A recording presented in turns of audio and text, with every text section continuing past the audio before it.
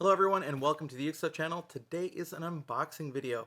And again, if you hate unboxing videos, please watch another video on this channel. So it's not worth getting upset about. Just skip this one and watch the next one. But it's a chance for people on my channel to see what's coming. Other channels will publish sneak peeks and other things. I just show an unboxing video a couple of weeks before I hopefully publish a review of the instrument. Now, this particular instrument comes from Goodwill. It was from their shop, Goodwill.com website auction, and it is a damaged instrument that I plan on repairing, and it is a budget instrument at that. Altogether, I think is about $22 shipped, so let's take a look and see what we've got here. All right, it's pretty well packed, and I did not realize it was going to come in the box. All right, so what we have here is a Kohala. This is the entry-level line, much like Makala is Kala's entry-level line. Kohala is Lanakai's entry-level line. And to be honest, these have had sort of a bad reputation in the ukulele world as being super cheap, and I have wanted to review one of these for some time.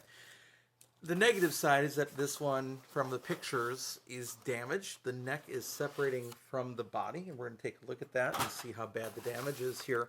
But I have repaired other necks at school, so I don't mind repairing this one as well. Ooh, there are some stickers on here and so forth. All right, there are some crazy stickers on the back that are going to have to come off. So Crossbones Heavy Seas and Lancaster Brewing Company. Just looking at it, I'm not seeing much motion, but you can see how there is separation. Yeah, I can see it. I'm going to have to take the tension off those strings, but it looks like it's either been glued. It's not moving at all. These are awful strings.